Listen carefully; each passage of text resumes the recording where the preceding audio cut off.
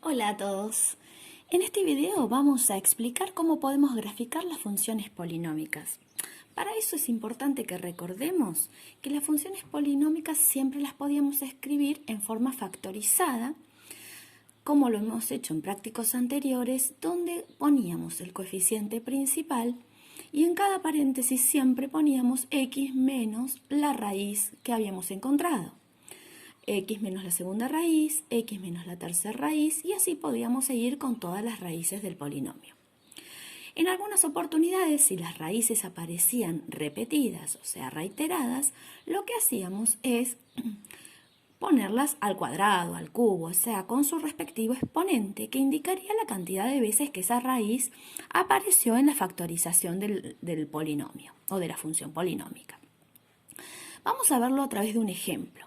Vamos a analizar una función, en este caso 3 por x menos 5 al cuadrado, x más 2 al cubo, y veamos qué elementos tenemos que tener en cuenta para poder construir la gráfica respectiva.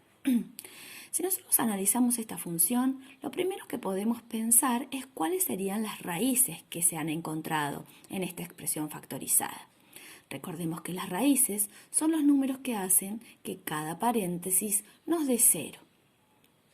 Entonces podríamos pensar a ver cuáles serían las raíces de esta expresión. Las raíces serían entonces, si consideramos el primer paréntesis donde aparece la variable x, tendríamos que pensar que la raíz es el número que al ponerlo en el lugar de la x hace que esto nos dé 0. Por lo tanto necesitaríamos un 5 tal que menos 5 nos dé 0. Primer raíz, 5. Segunda raíz la obtenemos del segundo paréntesis, donde también hacemos el mismo razonamiento. ¿Qué número puesto en el lugar de la x hace que esto dé 0? Algunos chicos directamente dicen, pongamos el opuesto del término que figura en el paréntesis.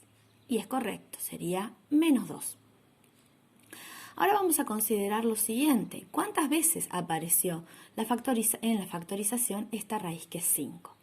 El hecho que esté indicada como al cuadrado indica o entendemos que la multiplicidad, esta palabra es nueva, multiplicidad es la cantidad de veces que aparece esa raíz en nuestra expresión, la vamos a simbolizar con la letra M, la multiplicidad es 2. Esa multiplicidad se lee siempre desde el exponente. La multiplicidad siempre va a ser a nivel del exponente. Lo mismo podemos hacer con la multiplicidad de la otra raíz.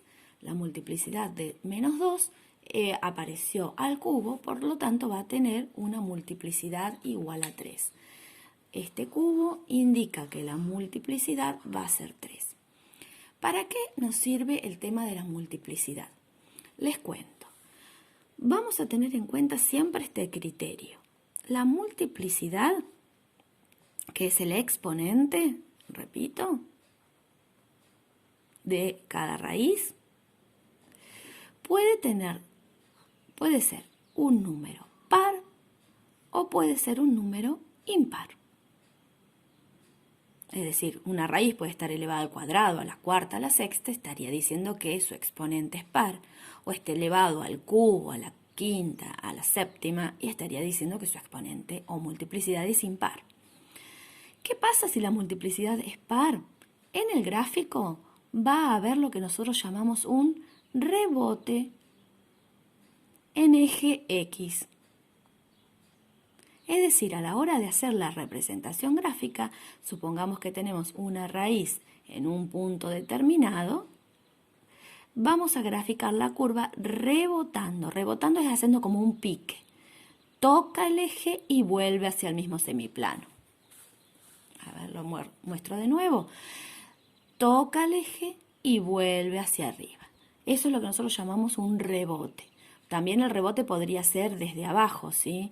La curva podría estar viniendo desde los negativos, tocar el eje y volver hacia abajo. Eso es lo que nosotros graficamos como un rebote. Ahora, ¿qué pasa si es impar? En vez de rebotar, lo que vamos a tener es un cruce. O sea que va a cruzar al eje X. ¿Sí? Vamos a poner cruza al eje X. ¿Cómo sería que cruza el eje X? Gráficamente, la interpretación es que llega hasta donde vos dijiste que es la raíz y lo atraviesa, pasa hacia el otro lado del semiplano. Entonces, si nosotros tenemos este criterio de relación, miramos la multiplicidad que tenía la primera raíz, este número es un número par, vamos a decir que aquí va a haber entonces un rebote. Mientras que por el otro lado vemos que el exponente de la otra raíz es impar, vamos a tener que en este caso hay un cruce, ¿sí? Cruza al eje X. Bien, ¿qué más necesitamos? Necesitamos además conocer la ordenada al origen de la función. Entonces, necesitamos evaluar la función en cero. Esto es establecer la ordenada al origen. Es reemplazar la x por 0. Entonces, tendríamos que en nuestro ejemplo f de 0 va a ser 3 por 0 menos 5 al cuadrado por 0 más 2 al cubo. Y hacemos la cuenta, el valor numérico de 3 por, esto es 25, por el otro valor es 8, y el resultado de esa expresión nos da que la ordenada al origen es 600. ¿Sí? Un valor muy grande, pero no va a haber problema porque como va a ser el único número que vamos a tener que representar en el eje Y, nos va a permitir escribir en el eje Y, utilizar una escala que nosotros podemos pensar de 100 en 100, de 1000 en 1000, según el tamaño o valor numérico que nos haya dado la ordenada al origen. Vamos a volcar toda esa información en nuestra gráfica. La ordenada al origen es el primer punto que representamos, es 600. Podría ser una ordenada negativa en otra función. Bien, ¿qué otros valores tenemos? Tenemos las dos raíces. Una raíz era 5, la otra raíz era menos 2. Así que marcamos en el eje X la raíz y la otra raíz. Le voy a poner que esta es la ordenada, f de 0. Y ya tenemos 3 puntos para nuestra gráfica. ¿Qué más tenemos que considerar? Lo que nosotros nos anotamos aquí de ayuda, que era dónde rebota y dónde cruza. Decimos que en la raíz que valía 5 había un rebote. O sea que acá, en esta raíz, rebota. Y en la otra dijimos que cruza. Entonces, nosotros tenemos que pensar que las funciones son curvas suaves y redondeadas continuas. Tenemos que pensar en trazar una línea, una curva continua que pase exclusivamente por esos 3 puntos. No puede tocar a los ejes en otros puntos. Yo podría trazar una curva que toca en 2, toca en 600, toca en 5, o que empieza de abajo, toca en menos 2, en 600 y en 5. ¿Cómo saber por dónde empezar? Sugerencia, empezar por la ordenada al origen. De la ordenada al origen vos sabés que tenés que ir hacia una raíz. No podés cruzar el eje X por ningún otro lugar. Vas hacia la raíz.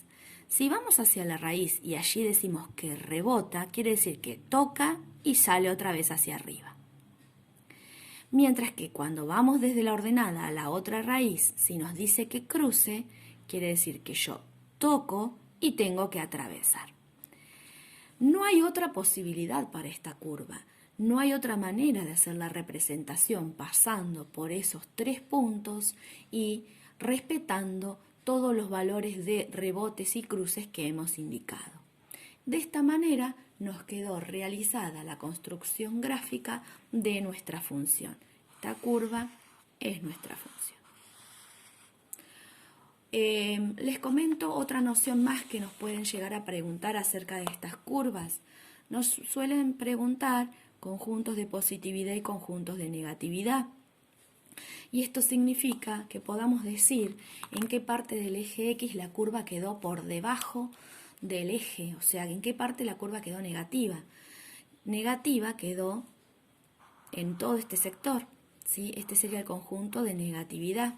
O sea que si tuviéramos que decir dónde queda negativa, diríamos C menos, eso significa conjunto de negatividad, sería desde menos infinito hasta el menos 2. Se lee sobre el eje X. Sin tocar la raíz, entonces va con paréntesis.